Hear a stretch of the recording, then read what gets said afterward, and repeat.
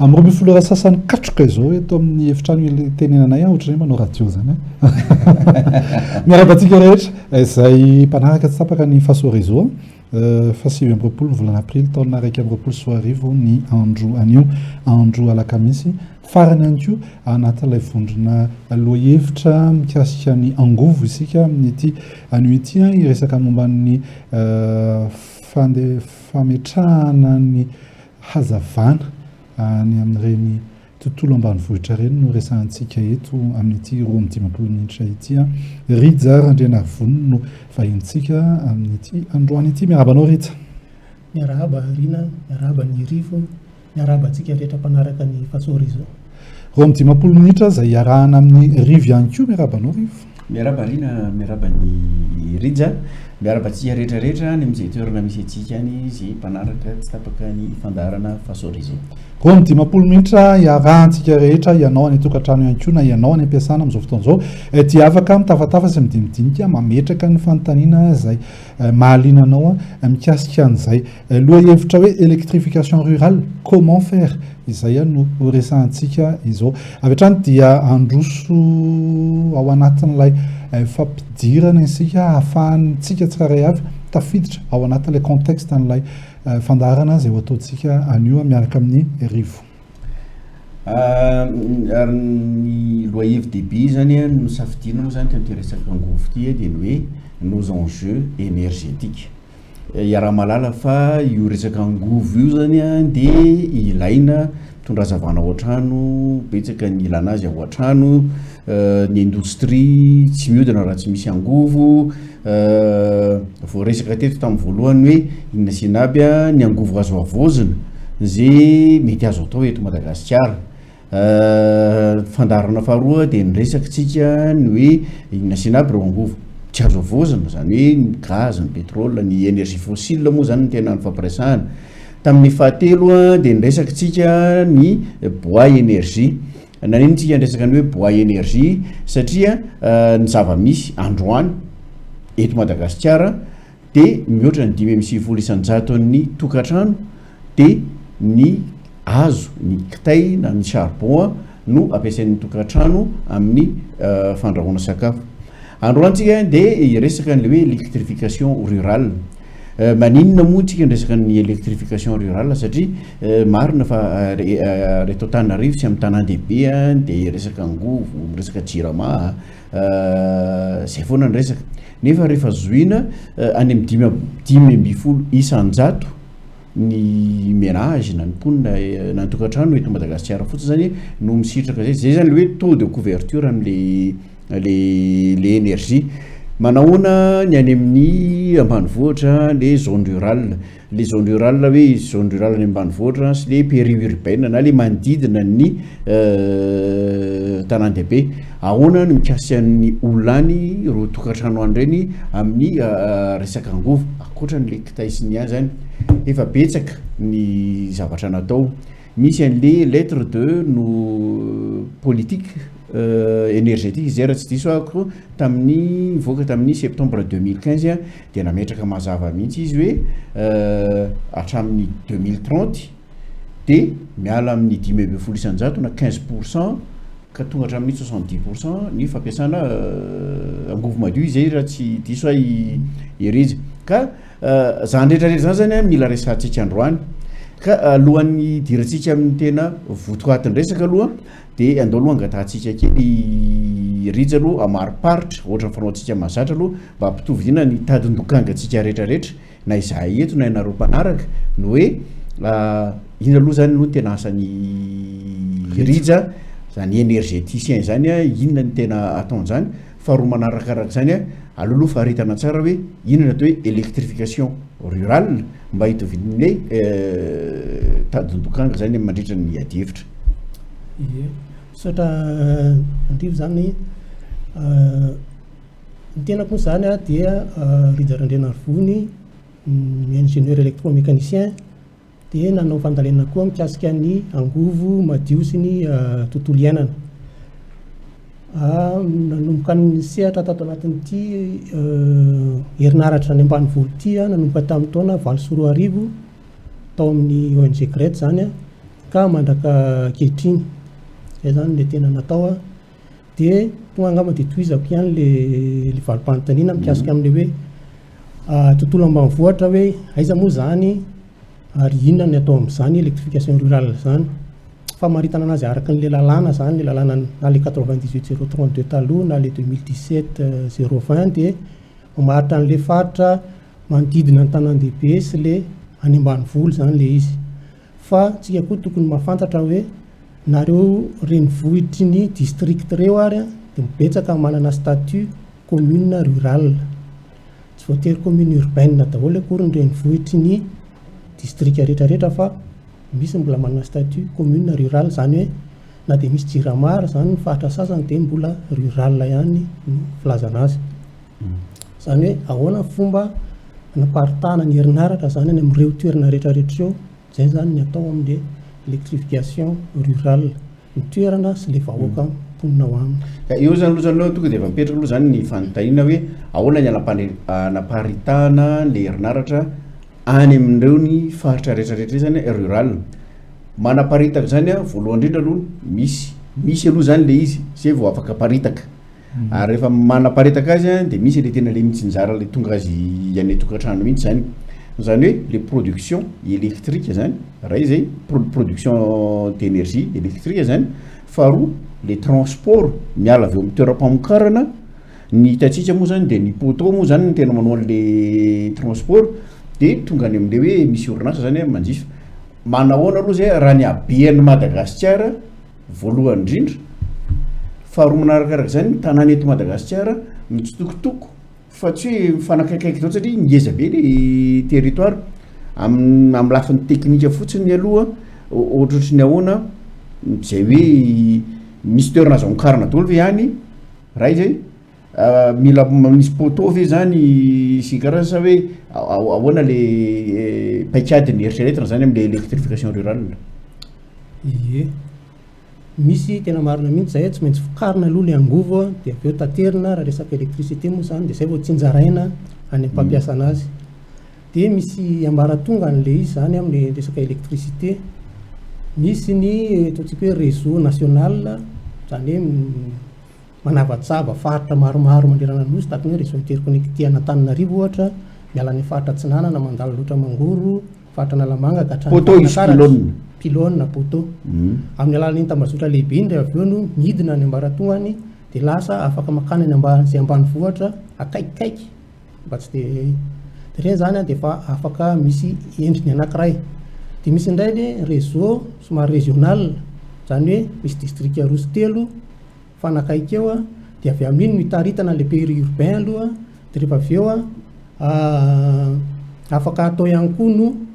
araky mbola zalalana moa zany afaka atao ihany koa no mividy amin'ny jirama am'ireny zany de enao no mitarika an'izy makany am'le ambanivohitra tianao tsinjarana n'ilay izy le hoe enao zany manana statut enao zay am'izay fotoana zay ohatra hoe opérateur ny électrification rurale maka lalana any amin'ny ADER sy any ministère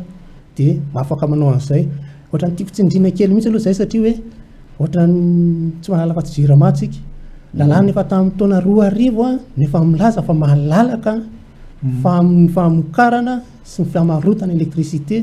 fa ohatra ny tsisy tena manao de natsaraina le lalàna tamin'le 2017 mba ahafahana hoe gamba le izy misy olana madinidinika mahatonga ny olona tsy voasarika na tsy mataira de mba ahafahana manapaka maika kokoa zany le fentraika an'izay le fanalalan'izay no le tanjony de misy zany aveo eo any ataontsika hoe commune rurale chef lieu ana commune raha misy loharanona angovo eo manodidina eo hydroélectrique io na solaire ny any amin'ny tany le tena be masoandro reny de afaka anaovana an'ilay antsoina hoe mini grid efa misy an'izany eto Madagasikara na pico centrale na micro centrale na mini grid solaire de efa misy fa mbola vitsy ho araka le nteneniko teo zany koa zany vahaolana anankiray misy ary le tena voalohany aloha tsisy malala loatra le lalàna zany ohatra ny hoe sady lisy koa raha vao hoe alalana alaina any ministère de ohatra ny efa be koa ny kamo vao mahaino an'izay be ny kamo fa raha hoe alalana alaina tsy amin'ny commune de mety be de be ny nazoto fa izy io hoe ahoana ny ahafahanareo mametra hoe atony asiana an'ity le monde rural atony ny asiana an'ity jiro ny hazavana ity hitondrana ity hazavana ity na ny atsy ny hitondrana an'io matetika ny any ambanivohitra mbola miaina ao anatin'ny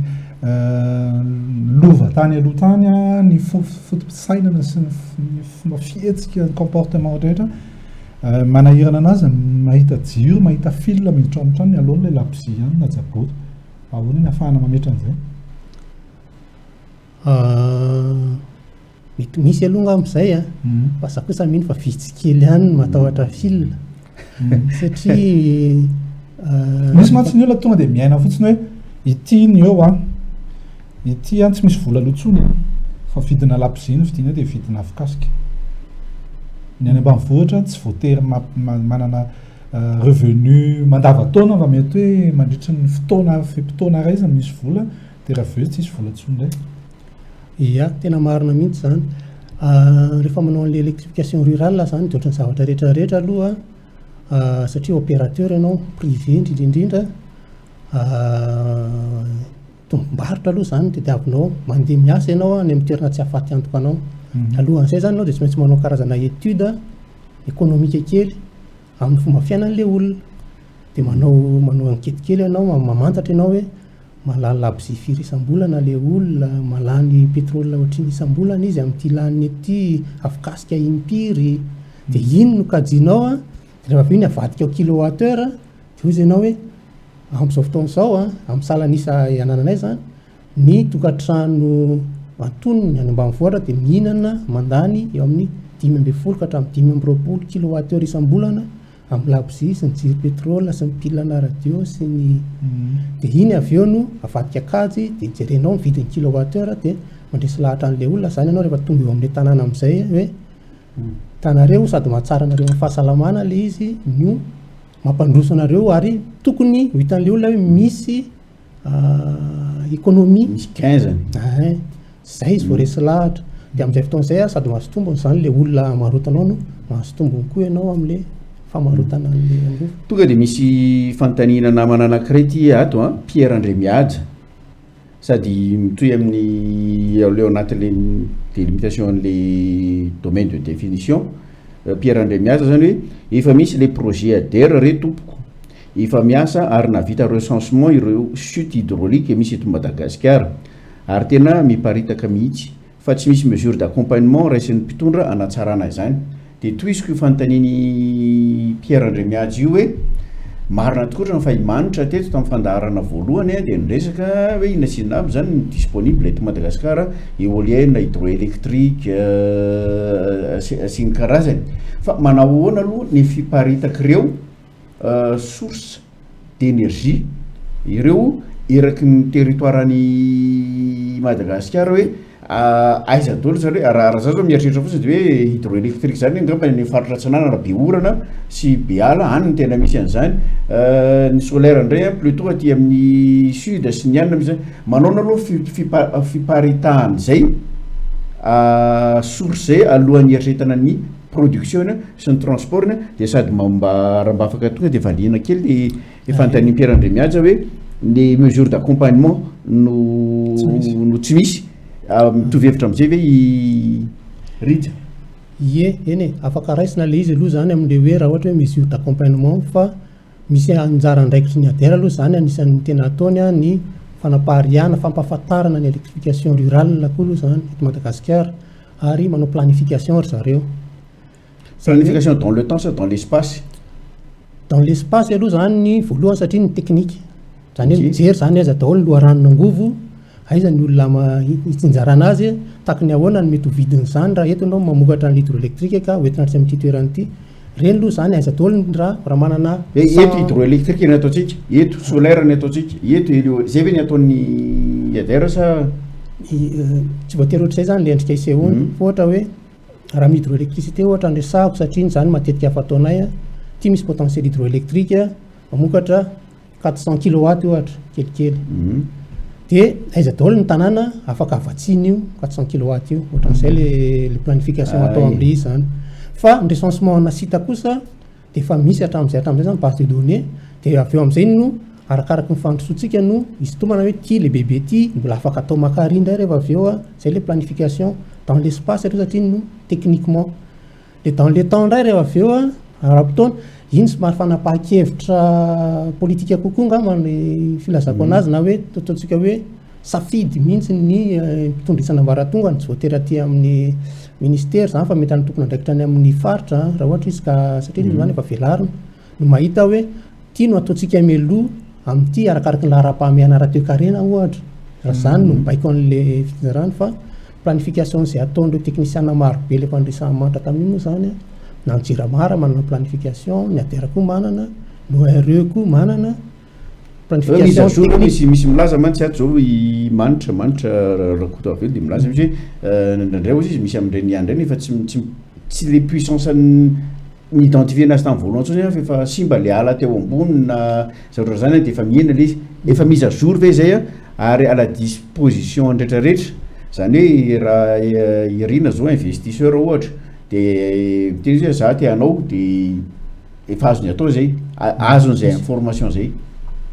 Misy ny données efa mise à jour ao amin'ny Adera tsy Madagasikara ray manontolo mbola vitan-dry zareo efa nisy natao zany misy faritra tsy haiko hoe faritra 12 angamba efa fantatra aloha efa vita zany hoe izy koa mandeha tsikelikely satria na ny olona ao amin'ny trajectoire moa zany miasa mafy ry zareo ireo tsy ampy olona fa manao amin'ny fo fatarana kely ao any Adera fa zay zany mandeha tsikelikely le mise à jour n'le données fa tsy voatery koa zany hoe miandry an'izay ianao raha ohatra ka hoe tsy tafiditra ao anatin'izay fananandry zareo le tianao atao dia misy ny karazana teknisianina maro eto amin'ny firenena azonao antsoina manontany any Adera ianao dia efa zareo manoro lalanao ary mandeha raha ohatra zany le olana tianao vahana dia misy karazana consultant na karazana teknisianina manana fitaovana afaka manampy anao amin'le étude. Ny hydrologie ny tena olana indrindra amin'io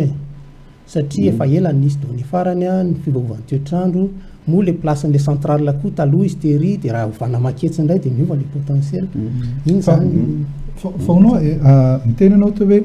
tamin'ny taona roa arivo nisy lalàna mivoaka mikasika hoe ahafahana ny olona rehetra dia afaka miasa ao anatinao miantsehatra ao anatin'ny sehatra io na vozy izy tamin'ny taona fito amby folo sy roa arivo raha ohatra ka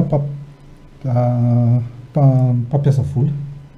miaraka mivondrona amina eo amina fokon'olona anankiray izay atambatro miaraka izy ireo dia manaiky ireo zany io vondron'olona ireo zany manaiky iara asamiko fa mena herinaratra izy ireo inona no mahatonga ny hoe tsy maintsy mbola miandry ndray fanapa-kevitry ny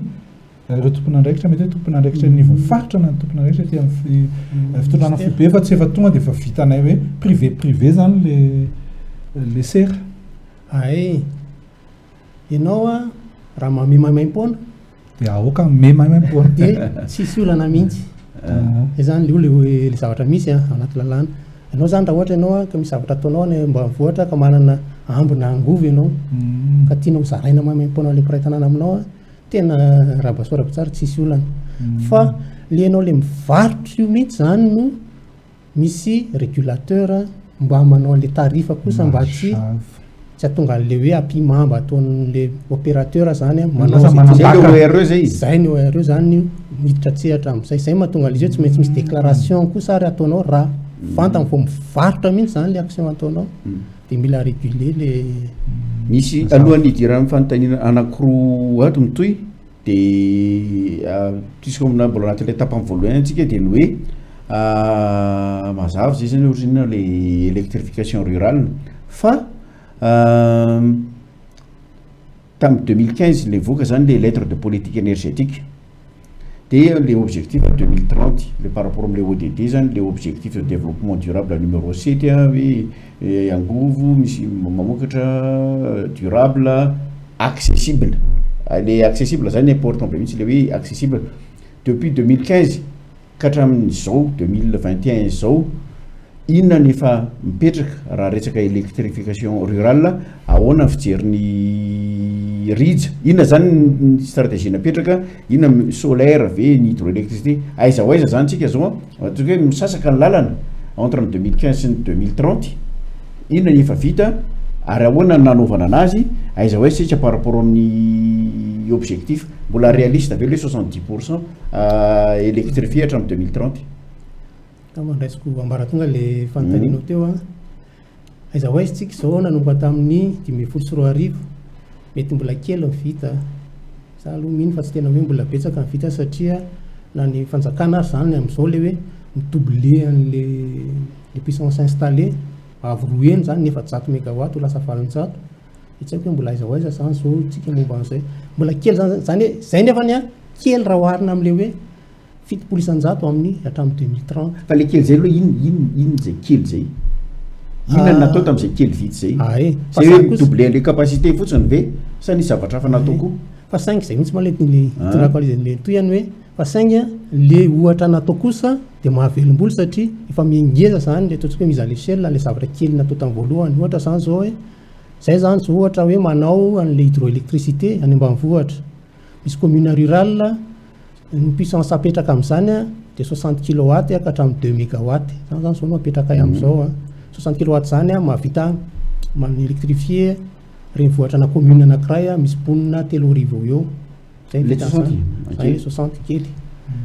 ny vola anaovana an'izany aloha tonga dia teneko mba hisintomana an'saintsika vola anaovana an'izany dia vidina 4 vaovao anankiroa le 60 io 400 millions zany anoany miankina amin'ny inona le 4 ay le 4 voaka concessionnaire innovation le vidiny batsika le hoe ohatra zany angika 400 millions zany mahavita 60 kilowattheure afaka mialimenter olona 3 3 olona 3 sa olona 3 olona 3 tokatano 300 ka hatramin'ny 500 eo dans un rayon de 4 kilomètres zay 3 kilomètres angamba nataontsika hoe tsotsotra boriboritsika izy zany zany efa misy ary efa atao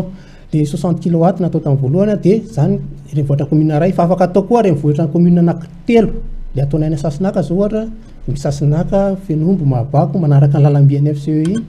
dia centrale hydraulique anankiray dia taritina mamonjy an'le commune rurale anankitelo zany hoe afaka manomboka amin'ny anankiray zany ohatra hoe taona ray ianao mahavokatra tsy haiko hoe firy mégawatt ohatra ataontsika hoe 1 mégawatt dia afaka hitarinao iny afaka 2 taona 3 taona mamonjy an'le tanàna manodidina rehetrarehetra ampitombona an'le olona manjifa dia misy koa nefa manao mini grid solaire any faritra Sava zany zao ohatra misy installation zany hoe panneau solaire ilay izy dia misy réseau ohatra ny Jirama dia taritina midina any an-trano dia misy koa manao nano réseau solaire any ambanja faritra ambanjany zao misy an'izany dia olona tokantrano 3 mitambatra na 4 misy panneau solaire eo dia ireo olona opérateur eo no miantoka ny fikojakojana ny fanomezana électricité tokantrano anankitelo ve lasa opérateur sa misy opérateur mamea le opérateur mamea le tokantrano dia i opérateur io mikojakoja ny fitaovana rehetrarehetra finao zany manjifa fotsiny dia mandoa an'le vidin'le kilowattheure afaka jerentsika zay rehefa satria ny tena mahatsara ny endrareo reo dia izy reo ihany manamboatra ny compteur prépayé vita malagasy ny zavatra ny afarana kely fotsiny akora vitsivitsy dia rareo manao an'le izy misy ihany koa ny pico centrale hydroélectrique io turbine io dia efa vita malagasy reny le puissance kely reny 10 kilowatt ka hatramin'ny 60 kilowatt vita malagasy aloha namboarina teto Madagasikara namboarina teto mihitsy ny soudure ny découpage ny dessin rehetrarehetra conception fa misy matière tsy maintsy fa vy zany tsy maintsy afarana vy tsy maintsy afarana fa namboarina teto le izy mbola tsy manao an'le satria miara-miasa aminay ihany moatra zareo tsy mbola manao an'le ngezangeza zay satria le ngeza zany somary manerana kely ny resaka rendement raha ohatra ianao diso mikajy amin'le rendement dia mety mahafaty anto fa aty amin'le madinidinika vitantsika malagasy zany ary efa betsaka ny azo antena hoe olona viaiza no nanao conception ro zavatra resany izy avy any Tsianaka tenina hoe olona nianatra tany vela ve sa tsika ma tsy manana école polytechnique eto Madagasikara tetaoly olona nianatra tetsy amin'ny école tetsy votovorona misy nianatra tany Adegolo polytechnique dia polytech votovorona dia miara-miasa anatina mahavelom-bolo aloha ny misy an'izany zavatra zany fa reo ve duplicable afaka ohatrany hoe ireo zavatra ireo zany afaka paritaka ery Madagasikara araka contexte misy any afaka satria le zavatra ny installena le vita malagasy reo zao misy mipetraka any faritra Itasy misy mipetraka any faritra Sofia dia misy mipetraka any Automatsiatra dia tsy haiko zao izy atao le ataonitra le manaraka eto fa misy za zany tafiditra ao anatin'le tenenin'ny ritsy hoe kely ny vita nefa rehefa mitanisy rija ohatra nefa betsaka iny ary misy initiative maromaro misy karazany maro le solution zany efa manomboka apetraky na orinasa na olona mitambatambatra kely na zareo zany tiako amin'ny fanontaniany mahanina andrenantena iny mahanina andrenantena ina hoe raha araky ny étude efa natao hatreto inona zany zao ny loharanon'angovo hoe économiquement viable et disponible ho an'ny tanàna ambanivohitra any Madagasikara ary ho an'ny Madagasikara lisy kosa aloha zany tsy tonga de hoe tia de hoe izay le valiny hoe anankiray fa raha miditra kely tsika amin'ny géographie à Madagasikara de ny roapatelo ka hatramin'ny telo apaefatry ny mponina malagasy de miaina any amin'ny faritra voatany sy ny ilany atsinanany nosy ary ny loharanon'angovo hydroélectrique de hita any amin'ny avoatany sy vohatra atsinanany nosy ohatra nataon'Andriamanitra ifanojo le izy fa tsika ane no mitady sarotra ary ny any andrefana kosa zay be masoandro tsy mety maloka mihitsy de mazava ho azy mety ihany zany ny solaire ary tokony tonga de fa enjanona zay mety fa tsy misy hoe tonga de fa olana ray ho an'ny nosy Madagasikara. Manao ahoana irijany hoe reo hydroélectrique na solaire reo zany zany tsy miresaka an'le individuel aloha fa mbola resantsika le individuel rehefa aveo manao ahoana ny coût ho an'ny ménage ny coût ny kilowattheure zany vola alohan'ny ménage amin'ireo hydroélectrique any ambanivohitra reo raha mihoatra amin'ny tarif moyen jirama amin'izao fotoana zao. Somary adihevitra kely koa moa io satria araky le voalaza hoe rehefa hoe ambanivohitra de hoe mahantra sy ohatran'izany fa ny vidin'ny kilowattheure zany zao raha ho an'ny hydroélectrique rural eto Madagasikara de manodididina ny 500 ariary ny vidin'ny kilowattheure anankiray rehefa ampitahainy io 500 ariary rehefa ampitahainy io satria le izy tsotra be koa no miteny kilowattheure fa rehefa décomposenao le facture misy andreo prime fixe redevance kilowattheure de mbola mora lavitra noho ny zone 3 jirama zay mody hoe 300 ariary ny kilowattheure kanefa ny prime fixe efa tafakatra ambony be zany hoe na tsy manjifa ary ianao de efa mandoro vola ihany aloha na hoanina tsoany de lasa mora le 500 ariary zany satria zay le teneko hoe misy étude économique kely ataonao aloha amin'le tanàna de fantatrao hoe raha mandoa 500 ariary izy amin'ny kilowattheure labzy tovolenta amin'ny labzy firy zany solika ohatrinona de tafiditra ao anatin'ilay tetibolan'le tokantrano zany tsy mbola misy mitaraina ary zany ny ataonay any amin'izany ambanivohitra zany zao de mbola 100% ny taux de recouvrement no filazana azy zany hoe tsy mandoa vola tsisy tsy mandoa daholo ary misy délestage amin'le ataonao tsy tena hoe délestage moa ny anarany fa tena hoe coupure mihitsy programmé satria amin'ny maha isolé an'le zany mitokamonina le famokarana de tsy maintsy misy fotoana ianao zany manao ohatra tsy mandeha ny jiro mba manao fikojakojana kely de ajanona mihitsy aloha le izy de fa lasana melony olona hoe amin'ny andro ohatr'izao misy fiatoana fa misy fikojakojana de toy amin'le teo ihany fanontaniany Lydiana Pierre hoe inona ny sakana mbola tsy ahafahana manaparitaka n'ilay initiative ataonareo na reo initiative zay nresanao teo fa tsy voatery hoe nareo ihany moa zany manao an'le izy fa reo initiative le kely zany hoe reo aloha zany nivitatsika tsy anontany tsony zany aloha hoe hotratra ve sa tsy hotratra le 70% amin'ny 2030 fa sao de mahakivo be raha zay nitondrana le resaka hoe fa mijery an'le hoe misy kosa amintsika miteny amin'izao fotoana zao ary malagasy no mamokatra anazy manao conception any solution na vahaolana zany any ambanivohitra any de nytany sainao teo de fanontaniany Lydiana ty zany de hoe misy sakana ve anaovana le duplication ho an'ireo solution be da be zay nresanao teo reo tsy misy sakana ka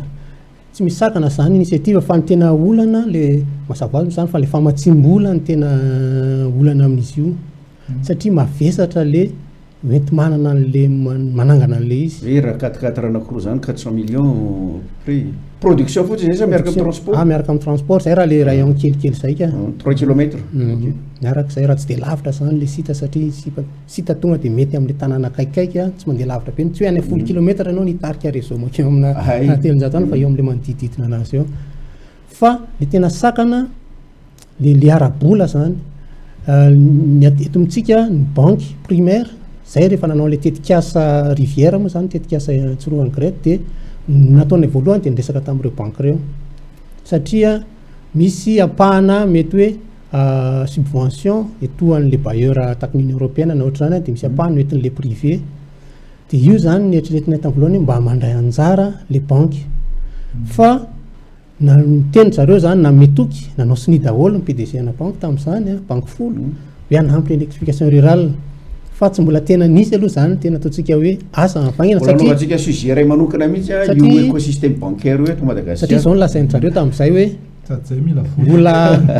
mbola tsy visible ozy le secteur zany hoe mbola tsy tena visible izy rehefa tsy tohananareo ka izy io zany somary miodikodiny eo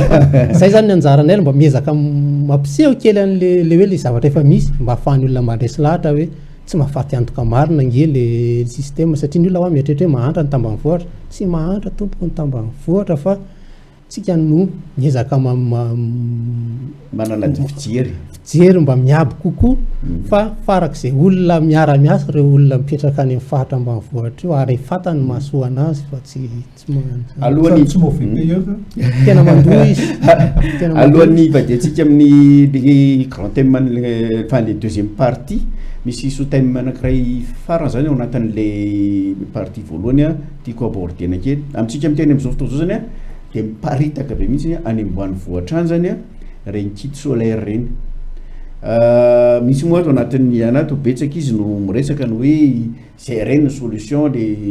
mividy plaque solaire de tanandro de misy ampoule de afaka enona radio de chargena telefona sy ny karazany ny fanontaniako de ny hoe reny zavatra reny tsisy zavatra viteto Madagasikara reny zavatra importena daholo rehefa importenao reny zany de mihinana devise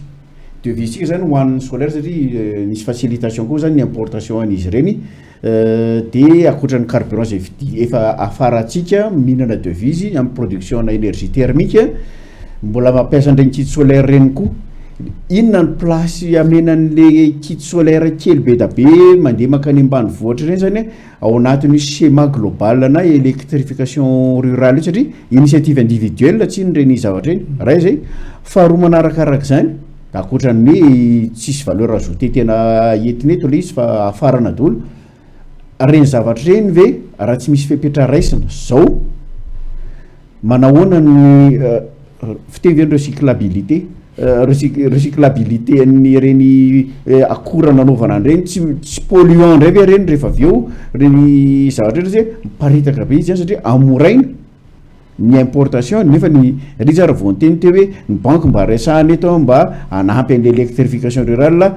miazo azo fa ekeny fotsiny fa miazo azo izy zany tsy manampy an'le production fa le importation ihany zany no faciliteny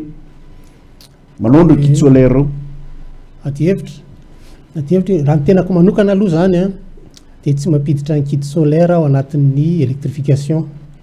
mety azo raisiny izy hoe pré-électrification angambany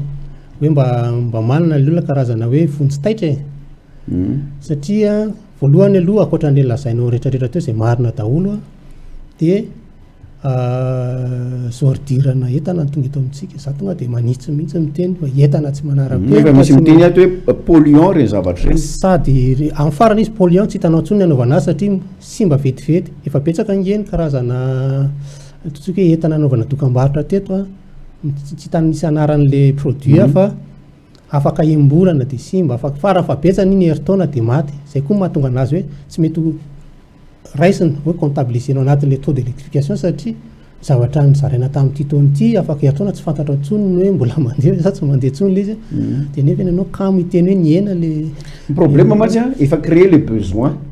zany hoe créer zany le besoin au niveau an'le ménage hoe mahazo jiro izy de mandeha ny radio na afaka micharge téléphone izy de nefa les solutions structurelles hoentin'ny fanjakana zany amina programme na PPP 3P mbola elaela de les solutions de facilité miankatra tanareo izy de mitondra plaque solaire izy de ampiasainy io de maty iny afaka imbolana de areny de polluant ino an'le environnement tena marina ary rehefa manao an'le électrification rurale koa zay rehefa mijery an'le ambanivohatra ny tanàna andehanana zany de efa betsaka zany manana an'ireny arak'le tenenao efa miparitaka nge reny fa rehefa tonga ianao hoe manao an'le réseau na mini réseau le tambazotra kely zany de faly le olona satria eo izy vao mitantara aminao hoe le batterie anay enimbolana de efa tsy maintsy soloina le plaque tato zao tsy ampy herin-taona akory tsy mahazaka an'le radio akory le izy kay fa ohatra zany fitahaena dia zavatra tena takiny le olona voalohany aminao nefa tonga anao de hoe zavatra maharitra aveo entinareo io zavatra tsy ho tapatapaka aveo entinareo io misy remarque atao ny mihitsy zao ohatra hoe i Andriambololonivo hoe tsy mitovy mihitsy a ny kit solaire sy ny centrale solaire raha ohatra raha samy mitondra hazavana le izy fa ndray a zavatra tsy durable ny anankiray zavatra structurel le solution fa zany hoe ohatrany structurel rehetrarehetra misy fotoana zany ny fametrana azy ary mila moyen betsaka ary mila professionnel mazava ho azy zay le nyteneniko zay zao ohatra kely indrindra amin'ny réseau solaire hitako eto Madagasikara zao zay le hoe nano réseau zay any misy panneau solaire de misy poteau de misy tokantrano mahazo réseau fireo ny tanjon'zareo zao a nisany tokantrano alimenté zay kely indrindra hitany phase voalohany nataony zareo a de tokantrano valonjato kely indrindra phase voalohany fa andeha izy zao a any amin'ny tokantrano valo arivo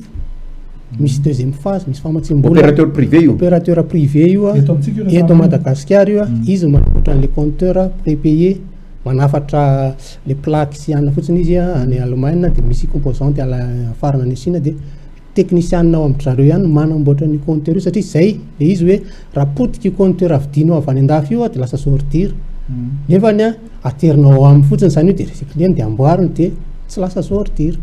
misy efa atao zany hoe raha misy professionnel ao a manohana tanteraka ny teny monsieur Guia moan'izay de izy no manao ny fikojakojanana iny tambajotra iny a de zay le hoe réseau solaire hafa mihitsy zay sy le tokony dupliquer zay le tokony atao ary tokony toanana ilana banque primaire ilana banque mba manoha toana andreo le opérateur andreo opérateur tsika rural reo zay tena mahery fo betsaka zareo tamin'ny voalohany a malagasy mibetsaka misy vazaha koa zany le izy am'le ngezangeza misy vazaha misy vahiny fa malagasy mibetsaka am'le madinidinika mahery fo zay tsy milavolevina betsaka nefa lavolevina fa misy vitsivitsy ankehitriny zay tena mbola mino a ary tokony miendrika hotoanana ary tena manohany teny mihitsy a koa manaroatra angamba amin'ny teny satria efa misy dingana ray zany ataony zareo zeo zany fikambanan'le opérateur rural miaraka amin'ny GEM groupement des entrepreneurs malagasy mba hahatonga an'izay le hoe visibilité an'le secteur zay zany mba handehanantsika mafimafy kokoa fa tsy ny teknôlôjia kompatanana kely hoan'ny GEM tsy teknôlôjia ny olana tsy teknôlôjia ny olana sy mifaiza manao ny olana fa hoe isika miaraka manao no taraiky kely zany fa mbola raha miaraka mandray anjara ny fanjakana manao ny asa ny banque manao ny asa ny technicien manao ny asany aingana kokoa ny duplication andreo modèle zay efa misy sady efa miainareo tonga de hitra amin'le tapany faharoa amin'ny adihevitsika le tapany voalohany moa zany de naompana be da be zany tamin'ny lafiny teknika hoe inona no atao a inona ny afaka atao sy tsy afaka atao ny contrainte rehetrarehetra misy inona ny efa misy ahoana ny déduplication le tapany faharoa zany de resaka politique de développement tsika apetrako zany aloha hoe samihafa ny andraisana le hoe autonomie énergétique sy le souveraineté zany hoe sokafan'ny fanjakana zany a ny famokarana makany amin'ny privé zany famokarana herinaratra efa misy koa zany a le tena mpanjifa le mitondra azy any amin'ny mpanjifa koa zany a efa fa libéralisé ny fanontaniana zay za moa manana ny opinionko za manokana de ny hoe raha ohatra ka io production io lasa privé daholo le distribution le makany amin'ny ménage lasa privé daholo mbola mipetraka ave na autonomie en énergie ary Madagasikara mbola mipetraka ave le souveraineté an'le fanjakana stratégique le secteur énergétique tsy ilaina ave araka amin'ny hevitrao zany ny antaniko hoe ny fanjakana tokony miditra tsihatra amin'le production mihitsy fa tsy mena privé daholo le production mba azahoana zany a mistabiliser an'le prix na misintona an'le prix makaty ambany marina mihitsy zany afaka tsy haiko hoe idirana kely ngambany fa ao anaty lalàna zany de efa voaomana daholo zany tokony anjara ndraikitry ny rehetrarehetra misy fomba fijery afaka raisina mihitsy le hoe ny famokarana angovo satria stratégique ny angovo tokony raisin'ny fanjakana de misy koa ny fanaparitahana ny angovo sy ny famarotana anazy zany hoe aiza ho aiza no sehatra tena mety amin'ny fanjakana kokoa fa raha ohatra ka hoe ny amehana zany raha ohatra zany fanjakana zany zao manana vola de atotona izy vola io fa tsy hoaraka zany sady hanao production tsy araka ny hanao transport no distribution amin'ny fotoana anankiray de raha ohatra na manokana de satria izay kokoany zany ny esprit an'le lalàna raha teo hoe tokony ho enjan'ny fanjakana ny fanaovana transport avy amin'le production makany ménage zany no transport avy amin'le production makany le grossiste zany fanjakana grossiste amin'ny fanjakana satria le production misy karazany misy azon'ny fanjakana vidina mora kokoa raha hydroélectrique le production na iza mamokatra an'io na fanjakana mamokatra an'io na privé mamokatra an'io efa misy karazana référence ihany tarifa vidina amin'ireny fa kory fa tsy hoe hydroélectrique ny centrale anao de ho amidinao amin'ny kilowattheure na groupe électrogène efa misy karazana norme ihany reny iraisam-pirenena hoe tsy tokony ohatra an'izao vidiny vitanana azy de anjara fanjakana zany no manao ny karazana péréquation rehefa avy eo amin'le karazana angovo vidiny zay angoniny de avy eo aparitany ray any amin'le mpanjifa amin'izay fotoana izay fanjakana manana ny ataontsika hoe fifehezana ny fanaparitahana aloha voalohany indrindra ny vahoaka tokony anjifa zay tokony fanjakana mijery an'izany voalohany sy ny vidiny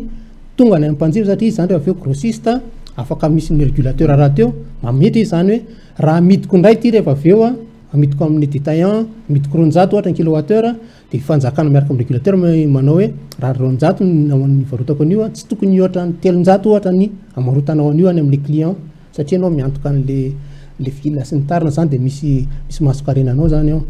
tsara fantatritsika fa misy firenena atao ambonin'ny tany tsy manana angovo tsy mamokatra fa mividy fotsiny izy électricité amin'ireo firenena manodidina anazy amin'ny alalan'le réseau fa ny réseau eo amin'ny kosa no feheziny ahafahany manao an'izay manafatra angovo avany Vietnam sy avany Laos ohatra ny any Cambodge fa izy tsy mamokatra satria zany Cambodge zany firenena plat be tsisy kanefa ny firenena manodidina anazy manana ambiny de mividy izy fa zay ny souveraineté an'izany rehefa avy eo mametra hoe zao kosa ny fomba hitantanantsika an'ilay angovo tonga eto amin'le firenena de amin'izay de ao arinao kosa izy zany satria zay ny teko hoe maika zany tsika zao de vola kely ampelantanana zany tokony atotona izy fa rehefa avy eo tsy hoe tokony mijery lavitra raha angovo zany raha 5,100 misy atsika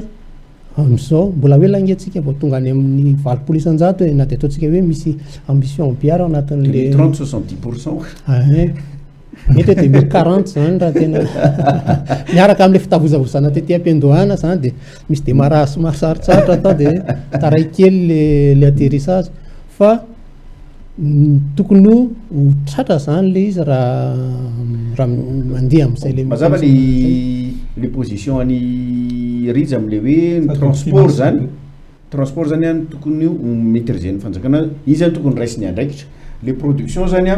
za manao hoe tokony anao ihany izy fa manao zay vitany izy fa mamokatra zany tokony alalaka le distribution zany hoe le za resaky ny tokantrano io mantsy ny tena problème be am'izao fotoana zao fa indrindra fa eto Antananarivo moa zany sy amin'ny tanan-dehibe de vometsika le jirama foana izy zany le farany lasa miafaibliran'le jirama le izy de miafaibliran'le état le izy rehefa avy eo nefa ny atsika zany mila fanjakana matanjaka zany ao anatin'le schéma global zany de ny tiako anontaniana zany de ny hoe raha izay raha le schéma heveriny zay koa zany le lalàna misy am'izao fotoana zao hoe transport zany se concentré kokoa zany ny fanjakana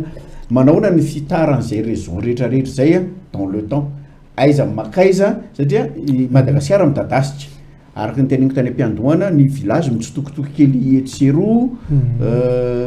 ahoana ny logika fiparitahan zay satria ny miandry ko azo adino fa ny angovo tsy ny ao atokantrano jiro sy radio sy ny charge téléphone sy télé fotsiny ihany fa ny industrie de mila angovo sady matanjaka ary mila angovo matanjaka ohatrohatrany ahoana zay fitarana zay dans le temps raha fijeriny anisan'ny aporisiana kokokoa am'izao zany andresaka mini-grid moa filazana azy na réseau réseau isolé io netsony hoe mini-grid tsy voatery hoe tanàna kely anankiray foatran'le lazaiko teo zany tanàna le ataonay zany zao ohatra hoe misy any faritra Bealanana tonga de commune rurale anaky 5 ndray atao misy concentration ana fantsifana ihany zany ao anatin'izany de le tanàna le tena le mitsitokotoko no tena hoe ela vao tratra fa ny tanànatsika kosa ny commune tsy haiko misy commune eto Madagasikara 500 nga misy zay de voatry ny commune matetika tanàna somary lehibe daholo ihany misy koa fokotany somary lehibe afaka atao tsara mihitsy no manambatra an'ireny le somary mitambatambatra eny zany de mandeha kokoa tsika am'ireny zany fetombohany fa efa misy la norme misy le grid code mini grid zany le teo de grid code miaraka amin'ny ORE moa zany manao an'io karazana mametraka norme io eto Madagasikara hoe tokony ao arinao afaka interconnectena avokoa reny réseau natsangany reny zay zany le tanjony zany hoe mandeha anao tsy kelikely any amin'ny faritra fa ao amin'ny resaka teknika kosa de tokony afaka raccordena amin'ny réseau matanjaka kokoa rehefa ho avy zany ao arinao le izy satria ny réseau national zany mbola ataontsika hoe dingana ty ao arindrina kokoa fa ny réseau régional zao no afaka afainganina misy faritra efa tonga de afaka prédisposé amin'izany moa filazan'izany de mihitatra tsy kelikely le izy ahodiko kely le fanontaniana hoe inona no tokony mivoy an'le priorité hoe mila manana jiro daholo ve isaky ny tokantrano zay ny atao objectif sa hoe atao priorité kokoa any amina zone ohatrany hoe misy potentiel industriel angeza kokoa na potentiel agricole betsabetsaka kokoa satria le dynamique de développement aterakiny zany raha ny izy mahazo jiro voalohany de mainty manafaingana kokoa le aty raha ohatra masika tonga de linéaire be fotsiny zany le hoe tonga de ataovy mahazo daholo fotsiny de mitovy daholo ny olona zany hoe le fitovianjo am'le azo azavana no hitondrana anazy de mety ela be de nefany le misy toerana zany tena mila angovo satria misy vokatra eo mila ahodiny ho toerana le vokatra mba hiteraka asa sy ny karazany fa any ambanivohitra fa nefa manana an'izay esprit zay hoe nangana orinasa ny industria ka manana vokatra izy mbola sensibilisation afaka zay tenen'ny riny zay fa le potentiel zany rehefa identifié misy faritra zao mamokatra voankazo be da be ohatra de mba hitondrana hiantsona industrie de transformation na fruit any de hoe aloha tia atao priorité ny ihany atao fruit sec so ihany fa nakabetsahan'ny toerana be vokatra no be ponina ohatra hoe de misy zone de production na énergie satria tangorona any misy vokatra ny olona satria any misy business any misy misy roa raham-bola de be ponina ny faritra be vokatra amin'ny akapobeany tiantsika hoe faritra loatra zao be faritra be ponina faritra sava zao misy ihany be ponina faritra so ihany de dikan'izany tena mifanody zany le filana le source koa ny énergie eo am'izay tsika no mijery an'le hoe aiza ny source ny énergie tena akaiky indrindra am'le tanàna le faritra atao am'le izy de io no mandeha l'étude hoe ataiza zany hoe misy potentiel hydroélectrique ohatra ao zao mégawatt ny vita ao zao vitan'io zao première étape zao efa misy daholo reo raha zavatra misy eto Madagasikara nge mamety na tantara kely angambany andekaleka nge re olona kary amin'ny 300 kilometra mialana Antananarivo nety nanamatsy ny Antananarivo tam'izany taona zany 20 fa ny ambition antsika amikehitriny mihitsy io tsy misy tsony io fa tam'izany efa ohatr'izany ny vina de nefa izy vita tam'izany nefa izy vita tam'izany 90 mégawatt inona ny tsy avitanao mitatitra herinaratra amina 20 kilometatra amina chef-lieu na région amina 30 kilometatra andekaleka raha nentina anakaty tamin'ny taona 20 taona 20 ka iza nanao le tamin'ny taona 20 fanjakana malagasy daholo nantena izy sofoazana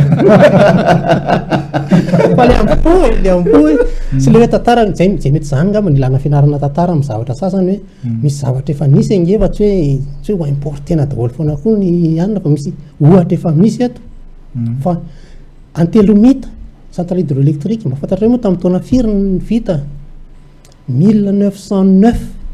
efa 100 taona mahery centrale ny telomita mamatsy Antananarivo voalohany io mbola miodina mbola ihany koa ny anteherana mbola io ny anteherana efa 100 taona mahery inona ry azo atao eto Antananarivo en terme de production énergétique ohatra électricité efa misy ohatra le hoe le sahofika ao Ambatolampy 200 mégawatt tsy nandeha lavitra kay zany nefa dia nahita 200 mégawatt fa taloha fa rehefa mandeha reny dia hitantsika atao le aika feno loharano afaka farantsana tsy lavitra koa dia efa afaka ny exploitena ny mahitsy dia ohatra zany le izy fa mila foazina kely fotsiny dia le totsika fanapakevitra problème atsika mihitsy zany énergie tsy tokony olana tsy tokony mila finiavana mila finiavana dia mila maharitra mila patience c'est vrai fa misy fantaniny tsy fantanina moa izy nataony Guy Andrembololo-Nivo ato zay mavitrika dia mavitrika asa efa manomboka misy masoandro nga mba ao Paris eo efa mafana ny olona kompatanana kely any Guy hoe ahoana fijeriny ahoana fijeriny rijany mix énergétique any amin'ny monde rural en fonction besoin inona tokony composé ny mix énergétique io mazava ho azy araka le teneniko teo raha oharina amin'ny géographie à Madagasikara dia tokony hydroélectrique aloha no mitarika dia rehefa tsy ampy le izy dia afaka couplenao amin'ny solaire raha tena tsy misy mihitsy ny ao dia asiana groupe électrogène ihany amin'le famonjena an'le pointe moa zany filazana zara teknika le izy nge efa lotsika be na le tsy tokony miasa saina akory atsika logique géographique logique na zone agricole sy potentiel industriel tsara ho mariana fa le NPE io dia nouvelle politique dia niarahana ny kiandota amina olona maro be technicien sy mpisery io zany tsy hoe akory hoe zavatra foron'ny fanjakana fa synthèse natao amin'ny olona maro be tsehatra amin'ny énergie tahaka zany koa le lalàna 2017-020 mpisehatra anatin'le izy no miketrika an'le izy fanjakana indray raha matahotra an'le lalàna aza dimy entan'olona ozy izy Guy misaotra ny Guy fa misy fantaniny Eric Sambatra ity zy fantatrao Eric Sambatra tsy mahitsy be ohatran'ny ametrahana azy le izy fa pertinent be le fanontaniana dia ny hoe vakiko le izy ny fanontaniana tsara petraka angamba dia hoe iza no misakana fa tsy hoe inona no misakana zay ngambany alors resantsika zay satria bon question d'intérêt io question d'intérêt io question na lobby io mazava be io ka mazava be io eo ny importateur na kit scolaire ny mpampiasa groupe électrogène ny hydrocarbure iza no misakana zay ka andao aloha tsika sy riva ivoa iza no misakana alefa syrija kompatanana ho an'ny Eric satria araka reny anisan'le mpiando amin'le izy le mpiando nefa mahafantatra fa tsy inona mihitsy le misakana fa izy fa le misy tombotsoa mihitsy zany ao ary lobby matanjaka le mbola manao le resaka pétrole nge eto ambonin'ny tany io nge tsy zavatra miafiny eto ambonin'ny tany io mahatanjaka ry zareo reo amin'ny resaka lobby ka eo le bras de fer aroviny anao no aresy lahatra andry zareo mba izy zany tsy maintsy izy noloalarina amin'io zay izy vao ety ivadika zay le tambony rahalampanao vatra pétrole lobby pétrolier mba afahatsika ataotsika hoe micontourne azy zay satria zareo reo kosany amin'ny lafiny ray kosa nefa zareo ty zavatra goavana ingeza be reo zany efa sura fefa misy anakireo zay fa manomboka miinvestir amina hydroélectrique zareo zany efa tonga saina ihany hoe tsy maintsy hoany any fa tena zay koa veloha le paikady stratégie any hoe andaotsika anao hydroélectrique sa tsy azo elany io hoe ola zako amin'ireo rehefa avy eo tsy azo elana ny hydroélectricité rehefa avy eo raha manam-potoana tsika fa nomana kely fa so ihany ny afahantsika micontourne amin'izay lobby andreo zay fotsiny zay le hoe le madinika reo le takatry ny oza-pe atsika reo tokony velesitsika aloha mba hahatonga an'le seuil-na rehefa mitambatamba reo dia mahatonga méga asinareo zany reo le kely zany fanjakana sy tsika vahoaka tsotra le manambola mba tsy mividy 4-4 aloha fa mba miinvesta kely atsika rural tsika aloha fa rehefa mitambatambatra le 60 kW 100 kW io ka tonga 20 mégawatt na 50 mégawatt na 200 mégawatt dia manana lanjany io de tsy afaka ialana ntsony zany ny lanjany de misy mora kokoa amin'ny fanjakana le miady an'le bras de fer zao koa mantsy fomba fijeriko ty efa angatahako hoe mitovy hevitra amiko izy tsy mitovy hevitra amiko irija sy rina mihitsy eo am'le resaka lobby zay efa nisy moa zany arotona lahy zay ngamba nefa nisy bras de fer ny engagé-ny fanjakana zay ny filohan'ny république mihitsy moa nitondra an'lizy tamin'ny pétrolier tsitsitra amin'ny détail ahako zany fa zao nefany da nitodika amintsika rehetrarehetra mpanaraka amin'ny fandarana koa io marina fa problema ny jirama fa io fivelivelesatsika ny jirama isanandro io de mana faible ny jirama de mampatanjaka ny zala jirama nefany fanjakana de faible koa ny fanjakana rehefa avy eo de mahazoaina le lobby aty ambadika aty satria tsy mila miady izy tsika samitsika ihany miady eo tsika ihany nyfampinana toerana eo fa tsika tena amle tsitsy rano de makatsy jirama ahoana fijeriny eo ndray ma tsy fa resaka stratégie am'izay le stratégie de guerre mihitsy no fipetraka tiako be lefa valiteny efa nomeny rija teo hoe aloha re takatry ny ozabe atsika alohany atao matevitevina de lasa ngeza be iny rehefa avy eo ny opinion mantsy ny tsy zakan'ny lobby pétrolier na eran'izao tontolo zao ary tena namono le zako an'izany efa voalaza miloha ihany moa ao anatin'le lalàna fa le anaran'le izy manahirana ny fanjakana sy le jirama satria mahatonga le jirama voavela inge de satria izy le mitaky an'le facture fa raha tsy izy no mitaky an'y facture io a de mba mety tsy voavela izy rehefa izy ny ao amin'ny réseau fotsiny am'le transport fa tsy izy le ty am'le mitaky jiro nefa manapaka jiro de tsy voavela izy de afaka miala fanjakana aleo hoe zarainy fanjakana ao anaty lalàna inge de milaza fa na omenao privé ary reo production distribution reo a de any fanjakana foany reo a rehefa tapitra le durena concession de toute façon vao maîtriser ny fanjakana le circuit am'le transport de aleo ny olo-kafa no voavely kanota sy ady aman'olona fa alao le fanjakana anao ny planification manaraka an'le fanomena de am'izay izy matanjatanjaka kokoa ianao anatin'le izy efa ao anaty lalàna ao zany efa protégé ao daholo ny tsirairay ao anatin'le izy manana fotoantsika ilazaka an'le ohatra suisse le ohatra suisse re olona de ohatr'izao ny ohatra suisse ny suisse zany a de tany kely efa 40 000 kilomètres carré Madagasikara 582 ampa efatra amby folo Madagasikara zany Suisse 9 millions isan'ny mponina ao a Suisse tsika azo hoe efa 25 millions 26 ny production installée en Suisse zany amin'ny hydroélectricité dia 14 000 mégawatts tsika zao a 400 mégawatts production toute confondue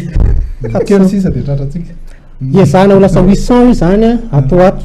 ohatra zany le any am'izany Suisse zany re olona ao anatin'izany 14 000 mégawatts installé zany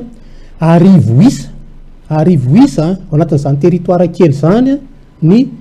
petite centrale hydroélectrique latsaky ny 20 mégawatts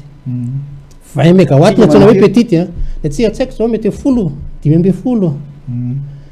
1000 nombre io ao anatina 40 000 kilomètres carré mba tiako tenena hoe le ampipotsika fotsiny za tsy teny tsika akory tsy hitovy amin'ny Suisse fa le ampipokelitsika fotsiny hoe na de ny ampahazato ny ampahafolony zany ary aloha mba ataotsika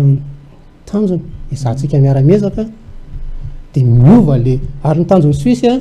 amin'ny taona 540 de hiala tanteraka amin'ny resaka nucléaire sy ny resaka gazoil sy ny resaka fossile fa 100% renouvelable ny azy amin'ny taona 540 ny olona zany mijery lavitra 540 tsika koa mila mianatra mijery lavitra rehefa fampamelo kanota isanandro eto mana faible tena dia mba ataotsika hoe ampitomboky ny ambopotsika zany de zao tao anatin'ny 570 taona maheriny iny dia 910 isanjato ny toana électrification vitatsika niaraka tamin'ny jirama tao anatin'ny 570 taona nisy ny jirama 16% tsika zao re olona dikan'izany raha hoankintsika amin'ny jirama rery kosa zany tsy ho vita mandrakizay ty zavatra ty zay mahatonga le lalàna efa mba mametra hoe miara misala misy anjara toerany tsirairay ao mba ahafahantsika mitondra zay anjara brikelitsika na opérateur privé na olotsotra na banque na fanjakana de mba alao samy anao tsika rehetrarehetra tsy tokony isy amin'ny fanjakana mihitsy zany sakatsakana zany arivo ny enjehana maninona nyrosony telo no sakatsakanana tsy azoko mihitsy zany le mety ty izy manakatsakana azy tena tsika zay ho atsika rehetrarehetra dia samy ahitan'izany tsy fivoaran'izany tsika engane mba ny tena mafinahitra anao anatin'izy ty a dia lay esprit miabo zay mihitsy lay esprit positif be oentin'ny rija ao anatin'le na dia niozam-peanaseony ka dia hita hoe tena tanteraka ty zavatra ty zay ngapa ny mamarana fandarana fa teny atsika manam-panany zay hoe mba mila mihetsika ny ampotsika dia aza diso adversaire tsika hoe dia tena jerama foana ve ny kapohantsika fa misy zavatra azotsika atao fa aloha ny jerama hiaina ho azy io fotsiny a dia rehefa miara-mirona ndeo tsika rehetra zany a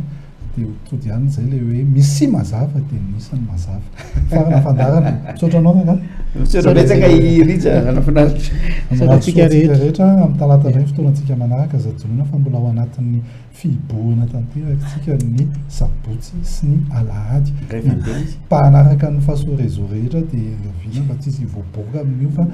tena liboka marina dia tsisy mpanaraka faso réseau indray nandeha voaka anaparitaka ny otrika retina zay mety mbola ny valana retina zay mbola iadina mafy ankehitriny zay masaka azona totra amin'ny talata indray ary dia maro soa tsika rehetra tsara toko velono